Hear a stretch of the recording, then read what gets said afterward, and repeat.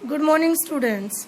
Today we will do division of integers. The first rule of division, if we have opposite sign, means एक हमारे पास negative sign है और दूसरा हमारे पास positive sign है, तो आप उनको डिवाइड कर दोगे regardless of their sign and give a minus sign of the to the quotient. Clear?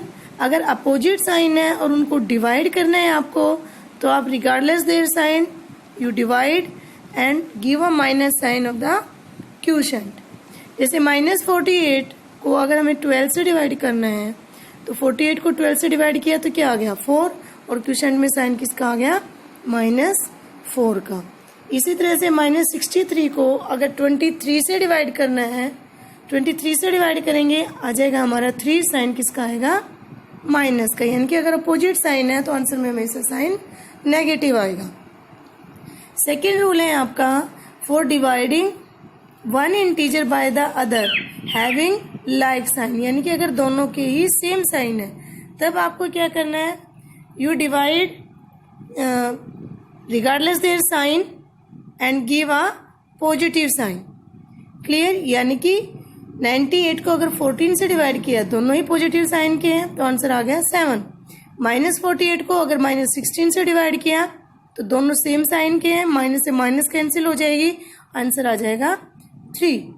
Clear? यानी कि अगर सेम साइन के हमारे इंटीजर है तो आंसर हमेशा पॉजिटिव आएगा. नेक्स्ट है आपका modulus of N integer. Modulus of N integer या इसको absolute value of N integer भी कहते हैं. ये क्या होती है कि modulus value of N integer always भी पॉजिटिव. किसी भी इंटीजर की मॉडुलस वैल्यू हमेशा पॉजिटिव होती है. और इसका सिंबल जो होता है इसको कैसे डिनोट करते हैं, जैसे ये डिनोट कर रखा है हमने,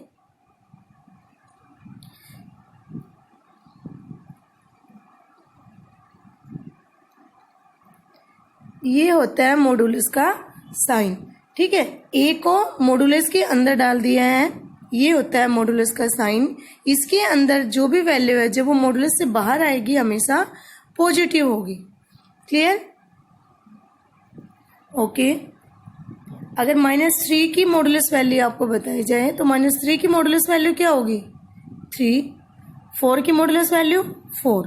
यानी कि चाहे वो पॉजिटिव है चाहे वो नेगेटिव है, उसकी मॉडुलस वैल्यू क्या होगी ऑलवेज भी positive.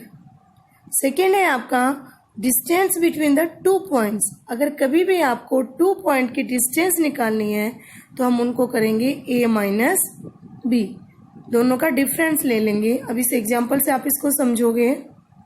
N elevator descends into a mine shaft at the rate of 6 metre per minute.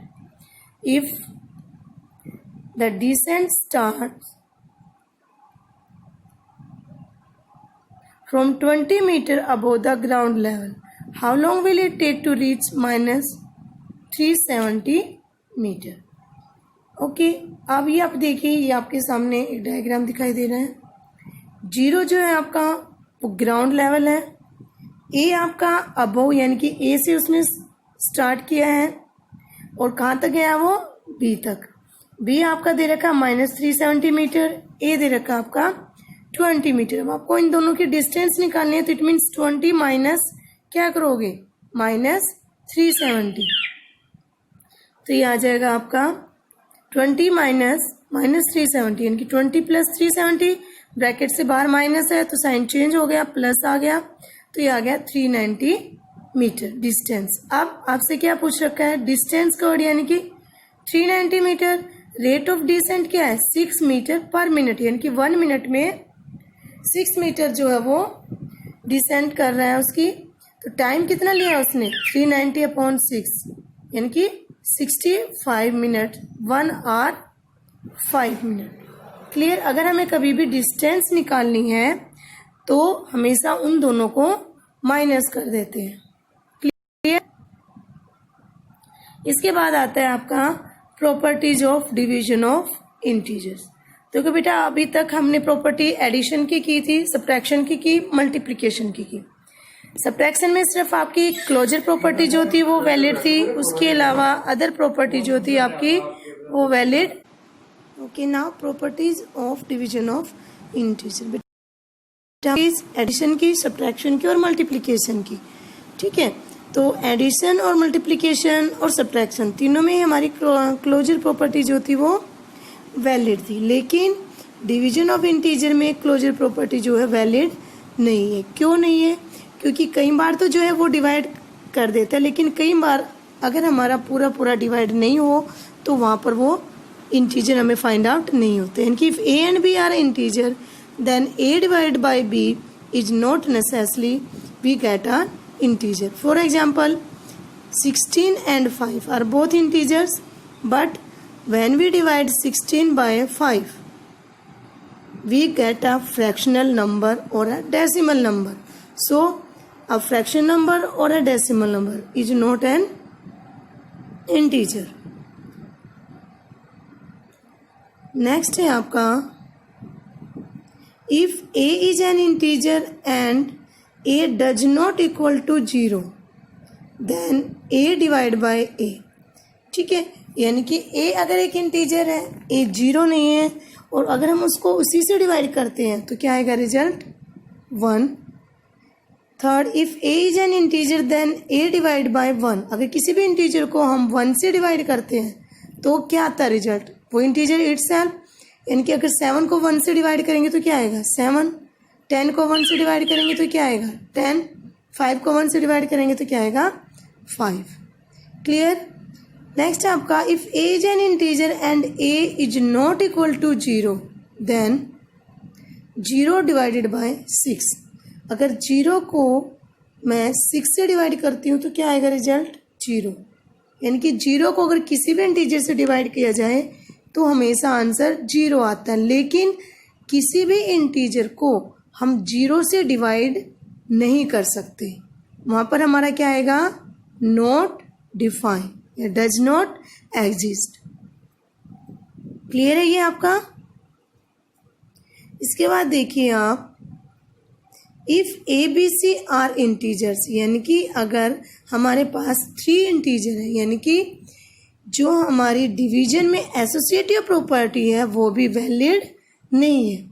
Associative property क्या है हमारी, एडिशन और मल्टीप्लिकेशन में वैलिड थी, सब्ट्रैक्शन में भी वैलिड नहीं थी, और न ही डिवीजन में वैलिड है. यानी कि A divide by B divide by C is not equal to A divide B divide C.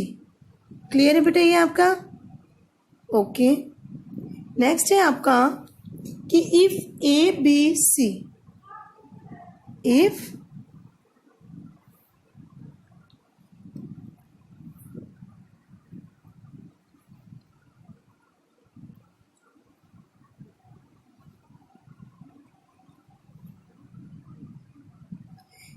A, B, C are non-zero integer and A greater than B, तब क्या होंगे, यानी कि A B C non zero integer है, A जो है वो आपका किससे ग्रेटर है, ए आपका ग्रेटर है बी से. देन ए को अगर सी से डिवाइड किया, बी को भी सी से डिवाइड किया, तो जो ए और सी की डिवीजन है वो क्वोशिएंट आएगा वो बी डिवाइड बाय सी से ग्रेटर होगा, जहाँ पर सी पॉजिटिव है. अगर सी पॉजिटिव है, ठीक है, अगर सी आपका नेगेटिव है तो ए डिवाइड बाय सी स्मॉल हो जाएगा बी डिवाइड बाय सी से. जैसे 27 is greater than 18 and 9 is positive. It means 27 और 18, 27 ए है, 18 हमारा बी है, सी क्या है यहाँ पर हमारा 9. 27/9 ग्रेटर देन 18/9. क्लियर. अब अगर ये सी नेगेटिव हमारा हो जाते हैं कि 27/-9 और 18/-9, तो 27/9 क्या आएगा -3 और 18/-9 क्या आएगा -2. तो -3 इज स्मॉलर देन -2. क्लियर बेटा ये चीज है आपका. ओके, तो ये तो थी आपकी प्रॉपर्टीज ऑफ मल्टीप्लिकेशंस. ठीक है, एक बार फिर से रिवाइज कर लीजिए कि इसके रूल क्या है डिवीजन के. आपके डिवीजन में अगर आपके पास दोनों ही इंटीजर सेम साइन के हैं तो आप डिवाइड कर दोगे, क्वोशिएंट हमेशा पॉजिटिव आएगा। ठीक है, अगर अपोजिट साइन के इंटीजर हैं आपके पास, एक पॉजिटिव है एक नेगेटिव है, तो आप डिवाइड कर दोगे दोनों के, और जो क्वोशिएंट आएगा उसमें साइन किसका आएगा, नेगेटिव, यानी कि माइनस का। सिंपल सी दो बात याद रखनी है, अगर सेम साइन के इंटीजर तो क्वोशिएंट ऑलवेज भी पॉजिटिव, डिफरेंट साइन के इंटीजर क्वोशिएंट ऑलवेज भी नेगेटिव। प्रॉपर्टीज ऑफ डिवीजन में कोई भी प्रॉपर्टी इसकी वैलिड नहीं होती है। ओके, अगर किसी भी इंटीजर को उसी इंटीजर से डिवाइड कर रहे हैं तो आंसर 1 आएगा। अगर किसी भी इंटीजर को 1 से डिवाइड किया जाता है तो आंसर में वो इंटीजर स्वयं आ जाएगा। क्लियर? किसी भी इंटीजर को हम 0 से डिवाइड नहीं कर सकते, यानी कि 6 को अगर मैं कहूँ कि 0 से डिवाइड कीजिए तो does not exist, not define, हम नहीं कर सकते। लेकिन 0 को डिवाइड कर सकते हैं 6 से। अगर 0 को 6 से डिवाइड करेंगे तो आंसर क्या आएगा, 0। क्लियर? बस ये ही रूल आपको याद रखने हैं डिवीजन ऑफ इंटीजर्स के। Clear? Now I will give you some questions. You try to solve them.